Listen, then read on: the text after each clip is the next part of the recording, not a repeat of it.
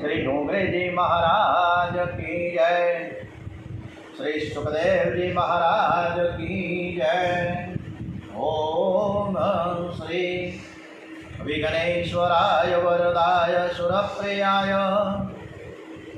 लंबोदराय सकलाय जगद्विताय नागाननाय श्रुतियज्ञ विभूषिताय गौरीसुताय गणनाथ नमो नमस्ते। श्री गणपते नमो नमः। श्री हनुमान जी महाराज की जय। श्री रामचंद्र भगवान की जय। ओम सौनु करो कल्याण हे दयालु प्रभु सौनु करो कल्याण। सोमनाथ दादाना चरणों में वंदन साथे श्री कृष्ण कन्या द्वारिकाधीशना चरणों में वंदन साथे આપણે શ્રીમદ ભાગવત રસામૃત તરફ આગળ વધીએ છીએ। ભારત માતા की जय। वंदे वेद मातरमમાં ओम नमो भगवते वासुदेवाय। આજે 29મી તારીખ છે જુલાઈ મહિનો અને આજે મંગળવાર છે। ગણપતિ બાપાના ચરણોમાં વંદન। આજે પાંચમ છે, શ્રાવણ સુદ પાંચમ। ધીમે ધીમે કરતાં કરતાં 5 દિવસ, આજે 4 દિવસ પૂરા થયા।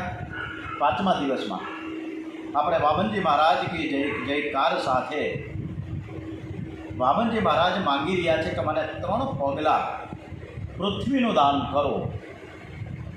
એ દિવ્ય ગાથા તરફ આગળ વધીએ। બલિ રાજા દાનનો સંકલ્પ કરવા માટે તૈયાર થયા છે। આજની કથા આપણે શ્રી કૃષ્ણ ભગવાનને સમર્પિત કરીએ છીએ અને આપણે આ કથા શ્રી ભગવાન સરસ રીતે સાંભળે છે એવા શ્રદ્ધાસુમન સાથે ભાવવંદના સાથે વામનજી મહારાજના ચરણોમાં વંદન સાથે બલિરાજા દાનનો સંકલ્પ કરવા તૈયાર થયા। શુક્રાચાર્ય યજ્ઞમંડપમાં બિરાજેલા છે। એકટક નજર રાખીને વામનજીના દર્શન કરે છે કે કોણ હશે। શુક્રાચાર્ય મહાન જ્ઞાની તપસ્વી બ્રહ્મનિષ્ઠ બ્રહ્મ છે, વિચાર કરે છે આ કોઈ સાધન બ્રાહ્મણ નહીં પણ પરમાત્મા છે। અને બલિરાજાને કહ્યું કે હે બલિ, આ છે સાક્ષાત ભગવાન વિષ્ણુ અવ્યય કશ્યપ અદિતિ જાયા દેવોના કાર્ય સાધક। એ રાજન દાન આપવાની જ્યારે ઉતાવળ ન કરતા। આ બ્રહ્મચારીના પગલાં કેવા છે તું બરાબર જાણતો નથી, હું જાણું છું। આ જેવો દેખાય છે એવો નથી। દેવોનું કાર્ય સિદ્ધ કરવા માટે આદિનારાયણ પરમાત્મા કશ્યપ ઋષિને ત્યાં ઘેર પુત્ર રૂપે પ્રકટ થયા છે। સાક્ષાત પરમાત્મા છે। તારું બધું જ રાજ્ય 2 પગલામાં આવી જશે। ત્રીજું પગલું મૂકવાની જગ્યા નહીં રહે। દાન આપવાનો મુખ્ય અધિકાર ગૃહસ્થને જ આપ્યો છે। સાધુઓ વધારે ભેગું ન કરે અને દાન આપવાની ઈચ્છા પણ ન રાખે। સાધુ, સંન્યાસી, બ્રહ્મચારી જે કોઈ આંગણે આવે તેનું સન્માન કરવું એ ગૃહસ્થનો ધર્મ છે। ઘરમાં જે કંઈ આવક થાય એનો 5 માસ ભાગ ધર્મને માટે જુદો રાખો। 100 રૂપિયા ઘરમાં આવે તો 20 રૂપિયા દાન માટે જુદા રાખો। ધનની શુદ્ધિ દાનથી થાય છે, તનની શુદ્ધિ સ્નાનથી થાય અને મનની શુદ્ધિ પરમાત્માના ધ્યાનથી થાય છે। બહુ દાન આપે તેથી કોઈ મન શુદ્ધ ન થાય। સંસારનું ધ્યાન કરવાથી મન બગડે છે। પરમાત્માના મંગલમય સ્વરૂપનું મન ધ્યાન કરે તો બગડેલું મન શુદ્ધ થાય છે। દાન આપવાથી ધનની શુદ્ધિ થાય છે। પ્રત્યેક ધંધામાં પાપ થાય છે। જેનું ધન શુદ્ધ નથી તેનો વ્યવહાર શુદ્ધ થઈ શકે નહીં। ભાગવતમાં તો આજ્ઞા છે કે ગૃહસ્થ 5 માસ ભાગ ધર્મને માટે જુદો રાખો, જુદો રાખે। પણ કળિયુગમાં મોંઘવારી બહુ જ છે એ મનુ મહારાજ જાણતા હતા। એટલે 5 માસ ભાગ ધર્માદામાં વાપરતા લોકોને માનસિક ત્રાસ થશે કે કેવી રીતે 5 માસ ભાગ મારે વાપરવું। એટલે મનુ મહારાજે એ વખતે કાયદામાં સુધારા કર્યા કે 5 માસ ભાગ નહીં પણ 10 માસ ભાગ અવશ્ય અલગ રાખો। 100 રૂપિયા ઘરમાં આવે તો 10 રૂપિયા જુદા રાખો। પરકર્મા ભગવત સેવામાં એનો તમારા હાથે સદુપયોગ કરો। હાથે જે વાપરશો તે જ સાથે આવશે। બેંકમાં જમા રાખેલું કંઈ સાથે નથી આવતું। પરંતુ દાન પણ વિવેકથી આપો। અતિ દાન આપો તે પણ સારું નથી। શુક્રાચાર્ય બલિરાજાને સમજાવે છે કે ધનનો ધર્માર્થ કામના કીર્તિ અથવા સુહૃદાર્થ જે વાપરે 5 ભાગે તે બંને લોક સુખી બને। ધનનો 1 ભાગ ધર્મને માટે રાખવો, ધનનો 1 ભાગ મોજ શોખમાં વાપરો। તે એક સમ્ય છે। ભાગવતમાં કામાય શબ્દ લખ્યો છે। મોજ શોખમાં વાપરો પણ વધારે વાપરશો નહીં. કેટલાક લોકોના પૈસા ફેશનમાં બહુ જાય, કેટલાક લોકોના પૈસા વ્યસનમાં બહુ જાય. ધનનો દુરુપયોગ થાય તો ધનથી ઝેર છે. મોજ શોખમાં થોડું વાપરજો. ધનનો એક ભાગ કીર્તિ માટે વાપરો, ધનનો એક ભાગ ભવિષ્યનો વિચાર કરીને સંગ્રહ કરો. 12 વર્ષે કાળ પરિવર્તન કરે છે. આજે જેવી આવક છે એવી આવક કાયમ રહેવાની નથી. વૃદ્ધાવસ્થામાં છોકરાઓ પાસે માંગવાનો પ્રસંગ ન આવે. વૃદ્ધાવસ્થામાં ધન હશે તો સંતતિ છે ને એ સેવા કરશે. પાસે પૈસો ન હોય તો ઘરમાં દુર્દશા થાય છે. છોકરાઓ, આજના છોકરાઓ મા બાપની સેવા કરશે એવી આશા રાખવાનો આ કાળ જ નથી. છોકરાઓ પરણે કે એની બુદ્ધિ બગડે છે. કેટલાક તો મા બાપ અને અનાથાશ્રમમાં મૂકી આવે છે. આ વાત ડોંગરીજી મહારાજે વર્ષો પહેલાં વાત કરી છે, વર્ષો પહેલાં. અને આજે જે કથા ડોંગરીજી મહારાજની સાર્થક થતી હોય એવું તમને અને મને નથી લાગતું? કેટલાક તો મા બાપ અને અનાથાશ્રમમાં મૂકી આવે છે. ભવિષ્યનો વિચાર કરીને થોડો સંગ્રહ કરો. શુક્રાચાર્ય બલિરાજાને સમજાવે છે કે હાથમાં આવેલ પૈસાનો વ્યક્તિ સદુપયોગ કરો. એવું દાન આપવાનું નહીં કે જે દાન આપ્યા પછી ઘરના લોકો દુઃખી થાય. દાન વિવેકથી આપવાનું છે. આ બ્રહ્મચારીને 3 પગલાંનું તું દાન આપીશ ને તો તને બેસવાની જગ્યાએ નહીં ગયે. બલિરાજાએ કહ્યું કે મહારાજ, એકવાર મેં વાણીથી આ દાન આપ્યું છે, હવે પાણી છોડવાનું જ બાકી છે, હવે ન આપું તો જૂઠું બોલવાનું પાપ લાગે. અસત્ય જેવું કોઈ પાપ નથી. શુક્રાચાર્ય સમજાવે કે સ્ત્રી સાથે હાસ્યમાં, લગ્ને, વૃત્યર્થે, પ્રાણ રક્ષણે, ગો વિપ્રાર્થે, પ્રાણહાને, અસત્ય તે નિંદ્ય છે. અતિ દુઃખમાં વિપત્તિમાં જૂઠું બોલે તો ચાલે. આ સદૈવજી મહારાજ બોલતા નથી, દૈત્યોના ગુરુ શુક્રાચાર્ય બોલે છે. શુક્રાચાર્યો સમજાવે છે કે અતિ દુઃખમાં થોડું જૂઠું બોલે તો વાંધો નથી, એ નિંદનીય ન ગણાય. પ્રાણ સંકટમાં હોય, ગાયોને રક્ષા કરવા માટે હોય, બ્રાહ્મણોને માટે થાય, કોઈનું લગ્ન નક્કી થતું હોય ત્યાં થોડું જૂઠું બોલે તો વાંધો નથી. તમને જો કોઈ પૂછે કે કન્યા કેવી છે તમે જાણો છો, એમ છતાં પણ તમારા કન્યા શાલિગ્રામ ભગવાનના જેવી છે પણ તમે એકદમ સાચું બોલો તો કે આડી છે તો લોકો ના પડી જશે. તે વિવેકથી બોલવાનું છે. કોઈનું લગ્ન થતું હોય તો ત્યાં થોડુંક જૂઠું બોલે તો તે ક્ષમ્ય છે. શુક્રાચાર્યજી બલરાજાને સમજાવે છે કે આ તારા માટે પ્રાણ સંકટ આવ્યું છે, તું ના પાડે. તારે દાન આપવું જ હોય તો તારા પગથી માપીને દાન આપજે. આ બ્રહ્મચારી ધરતીને માપશે તો અનર્થ થઈ જશે. બલિરાજા વંદન કરીને કહે છે કે આપે મને બહુ સુંદર બોધ આપ્યો છે, પણ હું શું કરું? હું વૈષ્ણવ છું, પ્રહલાદજીના વંશનો છું. વૈષ્ણવનો નિયમ છે કે ઠાકોરજીની સેવા થયા પછી ઠાકોરજીના ચરણમાં તુલસીજી અર્પણ કરે છે અને ભગવાનની પ્રાર્થના કરે છે કે આજથી હું તમારો થયો છું. મારું શરીર, ઇન્દ્રિયો, પ્રાણ, ધન બધું જ સર્વસ્વ હું તમને અર્પણ કરું છું. હું શરણે આવ્યો છું. હું તમારો છું. કૃષ્ણમ તવાર્યમ તસ્વાસ્મિ. વૈષ્ણવો ગળામાં તુલસીની કંઠી રાખે છે. એમને એવી ભાવના હોય છે કે હવે આ શરીર શ્રી કૃષ્ણને અર્પણ થયું છે. હવે આ શરીર ભોગ માટે નથી, ભગવાનના માટે છે. શ્રી કૃષ્ણ સમર્પયામી થયું છે. શ્રી કૃષ્ણ તવાસ્મી. બલિરાજા કહે કે પ્રહલાદજીના વંશનો હું બાળક છું. અત્યાર સુધી તો માનતો હતો કે આ કોઈ બ્રાહ્મણનું બાળક છે. આપે હમણાં જ કહ્યું કે આ પરમાત્મા પધાર્યા છે, મારું સર્વસ્વ હું અર્પણ કરીશ. ભલે હું દરિદ્ર થઈ જાઉં, આવો સુયોગ ફરીથી મને ક્યારે મળે? શું સંપત્તિનો સન્માર્ગે ઉપયોગ થયા પછી મોટી વિપત્તિ આવે તો તે વિપત્તિમાં પણ મન શાંત રહે છે. મેં સંપત્તિનો દુરુપયોગ કર્યો નથી. પરમાત્માને મારું સર્વસ્વ અર્પણ કરતાં હું દરિદ્રી થઈ જાય તો પણ જગતમાં કીર્તિ તો મારી જ રહેશે ને. દાન આપનારો મોટો કે દાન લેનારો મોટો છે? અરે દાન આપનારો મોટો છે. જેનું લગ્ન થયું હોય તે વરરાજા બહુ જકડમાં ચાલે. એને એમ કે હું વરરાજા એટલે બહુ ડાયો, મારો વરઘોડો કાઢશે, મારી પૂજા કરશે. પણ આ વરરાજાને અકલ નથી હોતી. ભિખારીને જમાઈ રાજા બંને સરખા જ. ભિખારી રડતો ભીખ માંગવા આવે છે અને જમાઈ રાજા વાતે ગાતે ભીખ માંગવા આવે છે. જમાઈ છે એ હલકો છે. કન્યાનું દાન કરનાર પિતા સૌથી મોટો છે. કન્યાદાન મહાન પુણ્ય છે. દાન આપનારનો હાથ ઉપર હોય છે, દાન લેનારનો હાથ નીચે હોય. બલિરાજાએ કહ્યું કે લોકો વખાણ મારા કરશે, ગમે તે થાય. હું આ બ્રાહ્મણને 3 પગલાં પૃથ્વીનું દાન આપીશ. હે ગુરુજી, આપ સંકલ્પ કરાવો. શુક્રાચાર્ય જે ના પાડી મને દેખાય છે કે તારું બધું જ રાજ્ય વયું જાય, જેમાં યજમાનનું કલ્યાણ નથી એવો સંકલ્પ હું નહીં તને કરાવું. યજમાનના હિતનો જે વિચાર કરે તેને પુરોહિત કહેવામાં આવે છે. શુક્રાચાર્ય જે ના પાડી ત્યારે વામનજી બોલ્યા કે રાજા, હું બધું જ ભણીને જ આવ્યો છું. શુક્રાચાર્યજી કદાચ સંકલ્પ ન કરાવે તો કાંઈ નહીં, હું સંકલ્પ કરાવી નાખું, મને બધું જ આવડે છે. વામનજી સંકલ્પ કરાવતા તિથિ નક્ષત્રનો ઉચ્ચાર કરે છે. દાન લેનારમાં મહાવિષ્ણુના દર્શન કરવાના છે. ભગવાન આ સ્વરૂપે લેવાયા છે. મહાવિષ્ણુ સ્વરૂપ બ્રહ્માચાર્ય, મહાવિષ્ણુ સ્વરૂપ બ્રહ્મણાય એ વામનજી સંકલ્પ બોલે છે. ભલે રાજાને કહ્યું છે કે રાજન, ઝારીમાંથી થોડું જળ મારા હાથમાં પધરાવો. રાજાએ ઝારી વાંકી કરી છે પણ જળ બહાર આવતું નથી. શુક્રાચાર્ય ઝારીની અંદર જઈને બેઠા છે. વામનજી મહારાજ સમજી ગયા, એને દર્ભની એક સળી ઉપાડી અને જ્યાં અંદર પહોંચી શુક્રાચાર્યજીની એક આંખ ફૂટી ગઈ. શુક્રાચાર્ય વિચાર કર્યો કે વધારે વિઘ્ન કરીશ તો ત્યાં આંધળો થઈ જશે, મને આંધળો કરી નાખશે. શુક્રાચાર્યજી તરત જ ઝારીમાંથી બહાર નીકળી ગયા. સંકલ્પ પરિપૂર્ણ થયો. પરમાત્મન પ્રિયતામ નમઃ. પછી તો વામનજીએ ધીરે ધીરે ધીરે ધીરે સ્વરૂપ વધાર્યું. વિરાટ સ્વરૂપનું વર્ણન છે તૃતીય સ્કંદમાં કર્યું હતું, એ જ ફરીથી અષ્ટમ સ્કંદમાં આવે છે. વામનજીએ 1000 હાથવાળું વિરાટ સ્વરૂપ પ્રગટ કર્યું છે. 1000 હાથ છે. તહા ધર્યું અદભુત રૂપ વામને, હરિ સમાવે ત્રિગુણાત્મ સ્વતને, યા બુદ્ધ્યો સિંધો પાતાલ અને નભ, નરો સુરો પક્ષે તથા ઋષિ ગણ.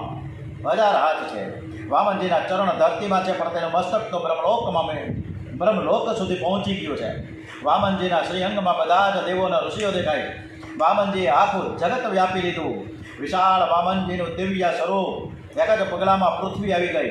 બીજો પગ ઉઠાવ્યો, બ્રહ્મલોકમાં લઈ ગયા. બ્રહ્માજી વામનજી મહારાજના ચરણની પૂજા કરે છે. 2 જ પગલામાં બલિરાજાનું બધું જ રાજ્ય આવી ગયું. ત્રીજું પગલું મૂકવાની જગ્યા ન રહી. ત્યારે બલિરાજાએ કહ્યું કે રાજન, 3 પગલાં પૃથ્વી દાન કરવાનો તે સંકલ્પ કર્યો છે. સંકલ્પ પ્રમાણે જે દાન નથી આપતો એની દુર્ગતિ થાય છે. તમે બ્રાહ્મણને છેતરો છો. અરે બલિરાજા છેતરે છે કે વામનજી મહારાજ છેતરે છે ખબર નથી પડતી. દાનનો સંકલ્પ કર્યો ને ત્યારે 6 વર્ષનું નાનકડું બાલ સ્વરૂપ હતું અને ધરતીને માપે ત્યારે વિરાટ સ્વરૂપ પ્રગટ કર્યું. વામનજી કહ્યું, રાજા મારું 1 પગલું હવે બાકી છે. બલિ મહારાજ થોડા ગભરાઈ ગયા.